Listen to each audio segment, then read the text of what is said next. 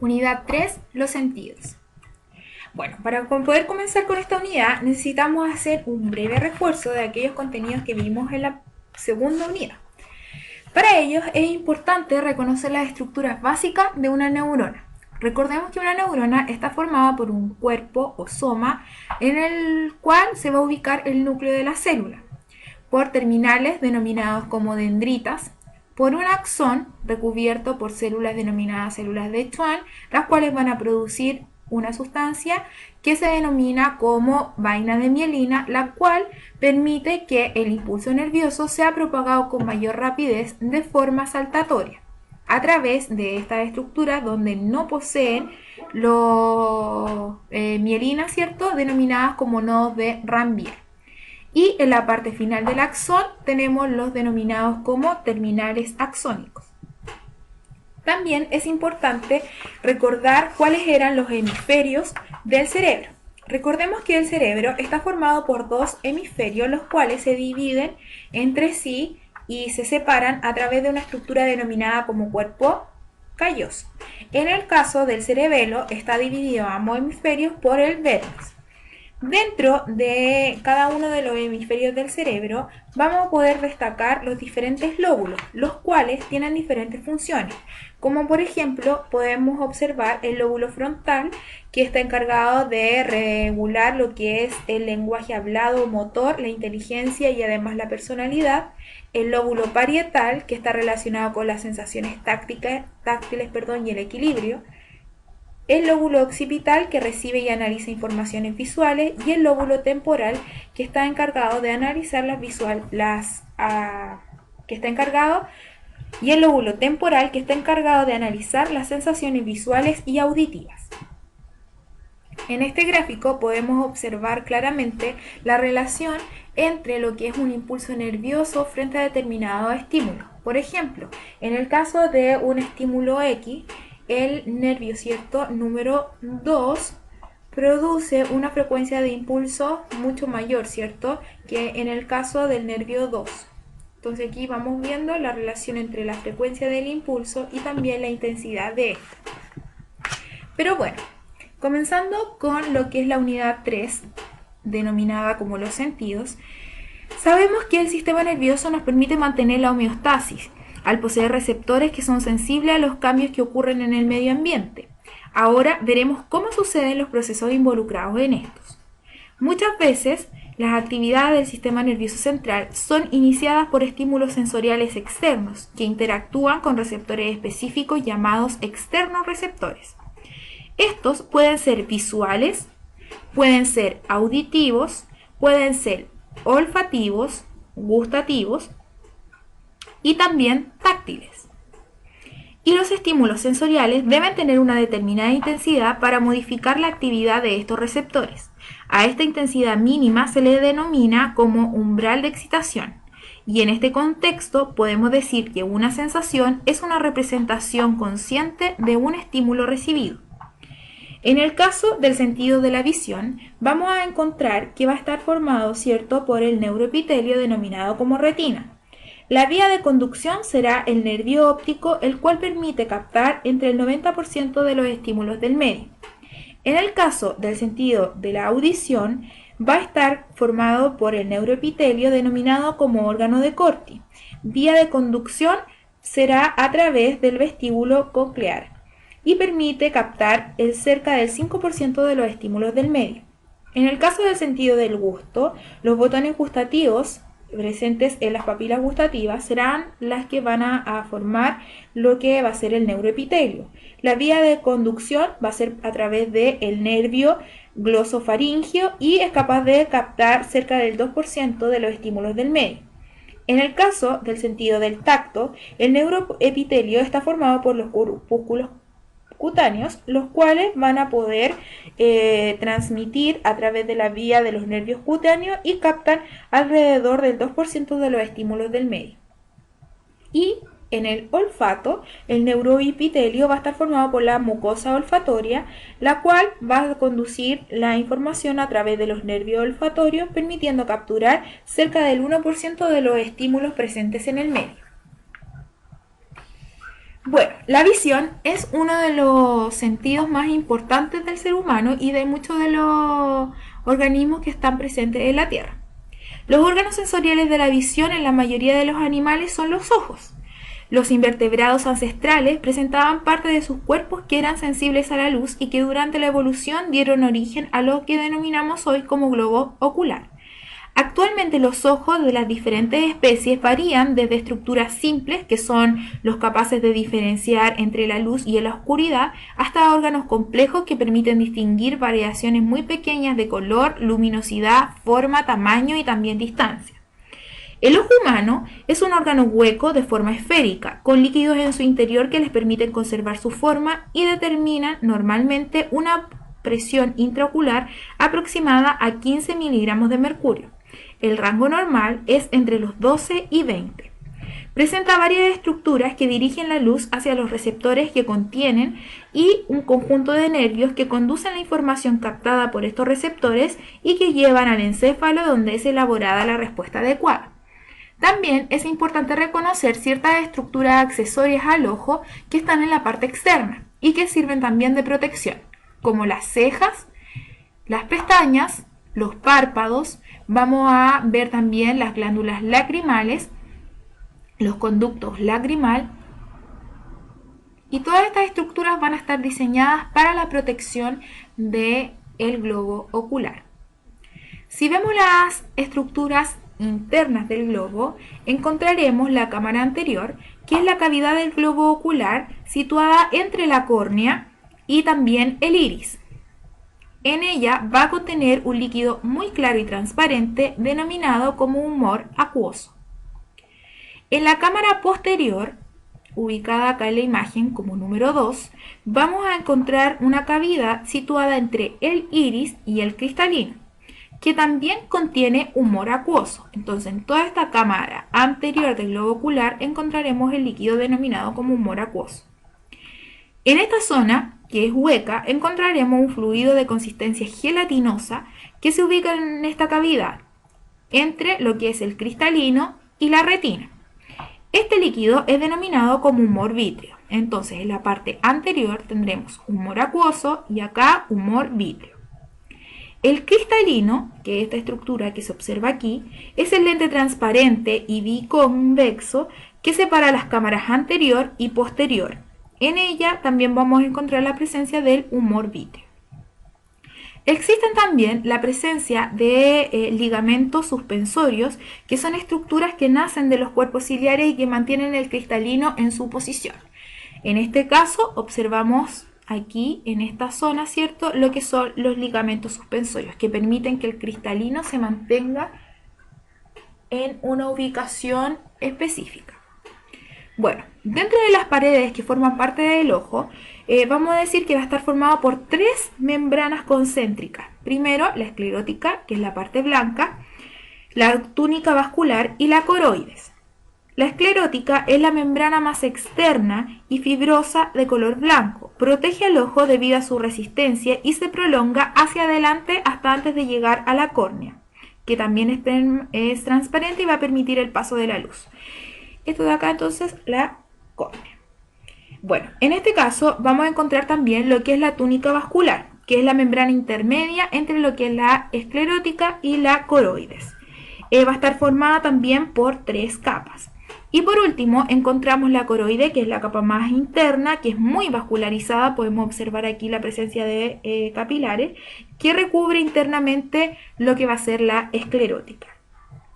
Bueno, también podemos encontrar estructuras que van a ser de forma más interna, por ejemplo los cuerpos ciliares, que van a estar formados por fibras musculares lisas y su función va a ser sostener el cristalino mediante los ligamentos suspensorios que habíamos visto anteriormente. Esto se va a contraer y van a cambiar la forma del cristalino con el fin de adoptar la vista para el enfoque cercano. Además son los responsables de la producción de lo que es el humor acuoso. En el número 8 podemos encontrar esta estructura denominada como el iris. El iris es una estructura pigmentada ubicada delante del cristalino en cuyo centro se ubica un orificio elíptico llamado pupila. Cumple la función de diafragma, ya que regula la entrada del globo ocular gracias a dos músculos que lo forman, el esfínter y el dilatador del iris.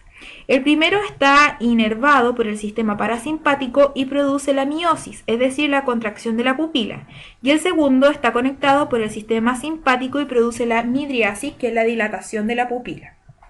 En el número 9 encontramos la membrana más interna, que se denomina como retina. Esta membrana más interna y frágil del globo ocular es sensible a la luz y está formada por tres capas celulares, una con fotorreceptores, otra con células bipolares y las últimas con células ganglionares. En el caso de los párpados, que son estructuras protectoras del ojo, son pliegues de piel movidos por músculo estriado voluntario. El párpado superior es más móvil y grande que el inferior y cubre a los ojos para protegerlos de la luz excesiva y cuerpos extraños. En los párpados se encuentran las pestañas, cuya finalidad es retener agentes externos como el polen, polvo y microorganismos que puedan estar suspendidos en el aire para impedir que entren al ojo. Los músculos extraoculares van a ser los que van a sustentar a los globos oculares, que son estos músculos que están acá. Son 7 músculos en total. Normalmente los movimientos de ambos ojos están coordinados y se efectúan en la misma dirección, pero algunas anomalías en el funcionamiento de estos músculos pueden originar enfermedades como visión doble y también el estrabismo. Y como última estructura encontramos lo que se denomina como conjuntiva, que es la membrana mucocerosa altamente vascularizada que recubre la parte anterior de la esclerótica y la cara interna de los párpados. En este caso, la unión de ambas conjuntivas va a formar el fondo del saco conjuntivial. Entonces, histológicamente hablando, debemos mencionar 3 membranas que van a recubrir el ojo. La esclerótica, donde vamos a encontrar la córnea hacia la parte anterior. La túnica vascular, que está formada por 3 capas y dentro de las más importantes vamos a encontrar la presencia del iris. Coroide, que presenta alta vascularización. La esclerótica, entonces va a ser una proyección de la dura madre y se adelgaza hacia la parte anterior formando lo que es la córnea. La túnica vascular, que dijimos que era la capa intermedia. La coroide, que está pigmentada, ¿cierto? Es muy rica en vasos sanguíneos, por lo tanto va a nutrir al resto de las células y esta pigmentación va a ayudar, ¿cierto?, a absorber el exceso de luz y oscurecer el interior del ojo. Tenemos la presencia de la retina, que dijimos que era la capa más interna. En ella vamos a encontrar los receptores como los conos y los bastones, además de 4 otros tipos de células. Encontramos lo que se denomina como punto ciego, que es la estructura donde no hay ni conos ni bastones, y la fobia vítrea, que permite la observación de detalles más finos. Entonces aquí encontramos la fobia central. Si nos damos cuenta, no vamos a poder percibir ciertos detalles porque no tiene, en este caso, los bastones, presenta solamente conos. Humor vítreo, humor acuoso, ¿cierto? El cristalino, tenemos la presencia del iris, que son estas fibras musculares lisas que van a permitir, ¿cierto? Van a actuar como un diafragma para permitir la entrada o la salida la entrada de luz en determinada intensidad. En el caso de la contracción y dilatación, no es que se dilate o se contraiga la pupila, es el iris el que se contrae o se dilata, lo que hace que la pupila se vea de mayor o menor tamaño. Entonces, en el iris las fibras circulares se van a contraer, por lo tanto actúa el parasimpático dejando pasar menos luz. Por lo tanto vamos a encontrar que la pupila más pequeña. ¿Y por qué encontramos la pupila más pequeña? Porque es el iris, ¿cierto?, el que se va a contraer. En cambio, las fibras radiales cuando se dilatan actúa el sistema nervioso simpático y dejan pasar más luz. Por eso en este caso vamos a decir que la pupila está dilatada, pero en realidad lo que se está dilatando es el iris. Bueno, en el caso del cristalino, dijimos que estaban formados por esta estructura, ¿cierto?, que era biconcaival, y en este caso podemos observar, biconvexa, perdón, podemos observar un cristalino que está sano y un cristalino que posee catarata. ¿Ya? Recordemos que esto va a estar formado, va a estar unido, ¿cierto?, a lo que son los ligamentos suspensorios que van a permitir la contracción y dilatación de lo que va a ser el cristalino, y esta facultad se le denomina como acomodación, que es lo que va a permitir observar objetos que estén más cercanos o más lejanos.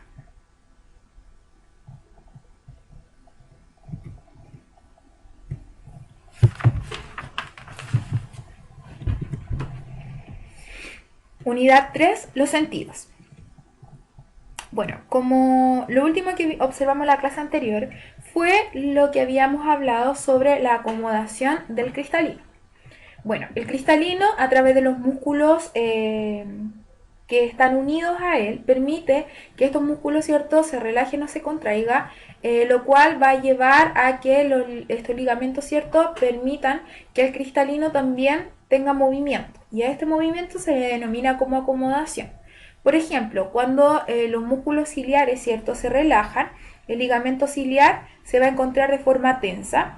Cuando el músculo ciliar se contraiga, el ligamento ciliar también se va a encontrar de forma relajado. Por lo tanto, vamos a encontrar que el cristalino se va a ver más abultado, más gordito. En cambio, acá se va a estirar el cristalino. Cuando nosotros estamos observando o intentando observar algún objeto que está de forma lejana, el cristalino se va a tender a estirar a través de los ligamentos, ¿cierto?, ciliares. En el caso de la visión cercana, lo que va a ocurrir es que estos se van a relajar, por lo tanto el cristalino también se va a ver de una forma más relajada, más gordita. Bueno, ¿cómo nosotros vamos a ver? Si nosotros hablamos desde el punto de vista de la fisiología de la visión, luego de atravesar los medios transparentes, como por ejemplo la córnea, el humor acuoso, el cristalino y el humor vítreo, la luz debería incidir sobre la retina. Pero va a ocurrir además un fenómeno denominado como refracción. Entonces la retina va a llegar la imagen de manera real, más pequeña, pero además invertida. Entonces, si nosotros estamos observando esta flecha, cada uno de esta, la luz, ¿cierto?, que se va a llevar hacia la retina va a formar la imagen, pero que va a ser real, ¿cierto? Va a ser más pequeña, pero además va a ser invertida. Esto se debe a que la refracción de la luz va a atravesar los distintos medios. Recuerden que aquí tenemos medios líquidos. Por lo tanto, la imagen, ¿cierto?, que estaba acá, va a llegar al fondo de la retina a través de impulsos nerviosos, va a ser captado por los fotorreceptores, conos, bastones, ¿cierto?, y ahí va a llevar al cerebro, ¿cierto?, principalmente lo que es el lóbulo occipital, a través de los nervios oculares. En el cerebro se reinvierte y por lo tanto nosotros vamos a tener la sensación de verlo de la posición real. En este caso observamos los receptores de la visión. Bueno, las células fotosensibles o fotorreceptores permiten captar los estímulos lumínicos de los ojos y forman capas denominadas como neuroepitelio. En este caso vamos a encontrar dos tipos de neuroreceptores, los que vamos a denominar, ¿cierto?, como conos, y los que vamos a denominar como bastones. La retina se va a encontrar además un disco óptico o punto ciego, que va a ser la zona donde va a emerger el nervio óptico. Bueno, si hablamos de estos receptores, la retina va a estar formada por una zona nerviosa que es una proyección del encéfalo y que se va a dividir en distintas capas. Por ejemplo, vamos a encontrar la presencia de estos receptores denominados como conos, los cuales nos permiten capturar señales o captar detalles finos en condiciones ambientales de mayor intensidad lumínica. Estos conos presentan un pigmento, ¿cierto?, denominado como conopsina, que permite observar o va a ser sensible, ¿cierto?, a las longitudes de onda específicas. En este caso, el ojo humano va a poseer tres tipos de conos con diferentes clases de conopsina. Unos que son de mayor sensibilidad, otros que son de sensibilidad media y otros con mayor sensibilidad. Estos tres tipos de conos se conocían como los conos rojos, verdes y azules, y respectivamente, pero su máxima de sensibilidad no corresponde exactamente a esas longitudes de onda, es decir, que los conos rojos, por ejemplo, solamente identifiquen el color rojo. En el caso de estas estructuras más alargadas, que son denominadas como bastones, contienen una gran cantidad de pigmento sensible a la luz llamado rodopsina. Esta nos permite ver cuando los niveles de iluminación son muy bajos, por ejemplo de noche. Sin embargo, su gran tamaño nos hace percibir también imágenes menos nítidas y sin colores. en el caso de la vitamina A es muy importante en la síntesis de la rodopsina, al punto que la carencia, ¿cierto?, de esta vitamina puede provocar lo que se denomina como ceguera nocturna. ¿Ya? Entonces tenemos la presencia de los fotorreceptores que forman parte de la retina, los conos que permiten la visión, ¿cierto?, de ciertas longitudes de onda, pero principalmente de día, y acá los bastones de noche. Bueno, a estos conos y bastones se van a unir lo que vamos a denominar como la capa plexiforme externa, que va a estar formada por neuronas que son bipolares. ¿Ya? Estas neuronas bipolares van a comunicar las células fotorreceptoras, como los conos y los bastones, con las neuronas ganglionales, que son las que están acá arriba. También vamos a poder encontrar estas estructuras que están aquí, que son células amacrinas, que en realidad son interneuronas que forman parte, ¿cierto?, de lo que va a ser el impulso nervioso retinal, estableciendo contacto entre las neuronas bipolares, ¿cierto?, como también con las ganglionales. Y por último, las células ganglionales, que son neuronas cuyos axones salen del globo ocular, formando lo que se denomina como el nervio óptico. Por lo tanto, van a enviar el procesamiento visual desde la retina hacia el encéfalo. Acá nuevamente encontramos los conos y los bastones. Es importante destacar que en los humanos existe cerca de 140 millones de fotorreceptores, de los cuales aproximadamente 6 millones son conos y el resto son bastones. Encontramos las diferentes estructuras, los segmentos externos, ¿cierto?, donde se van a encontrar los pigmentos visuales. Acá el interno, donde están los pigmentos, ¿cierto?, que convierten la luz captada en una señal eléctrica, los núcleos y las zonas sinápticas que van a poseer lo que son los terminales nerviosos. Y acá el espectro de luz, ¿cierto?, que solamente está el espectro de luz visible, es decir, entre los 700 a los 400 nanómetros.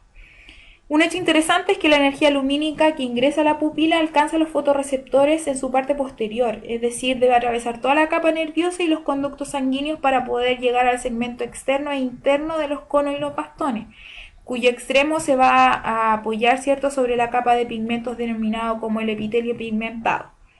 La finalidad de este tejido es absorber la luz remanente que no ha sido captada por las estructuras que es atravesada, de manera que no se producen los reflejos que podrían ocasionar señales nerviosas que no corresponden a lo que realmente se observa. Se ha determinado también que existen neuronas bipolares que también van a detectar la luz, aunque no participan en la formación de las imágenes, como eran las neuronas, ¿cierto?, que habíamos visto en las capas de formación de la retina. Bueno, existen diferentes vías nerviosas. En el caso de los estímulos recibidos a través de la energía lumínica, ¿cierto?, van a ser convertidos en señales eléctricas nerviosas en los fotorreceptores y desde donde van a ser transmitidos a las células bipolares y después ganglionales para poder llegar a los axones que van a formar los terminales de los nervios ópticos. En el caso de las retinas de ambos ojos, van a estar conectadas a la corteza visual. Por lo tanto, los impulsos nerviosos salen desde cada una a través de lo que es denominado como el nervio óptico respectivo, ¿ya? Y se van a encontrar o se van a reunir en una zona de entrecruzamiento parcial denominado como el quiasma óptico. Desde allí van a emerger los denominados tractos ópticos, contenido cada uno de ellos en la parte activa, donde va a provenir de cada uno de los ojos. Las fibras del tracto óptico llegan a hacer sinapsis con células del tálamo y a su vez estas neuronas van a realizar conexiones con la corteza visual primaria ubicada en los lóbulos occipitales.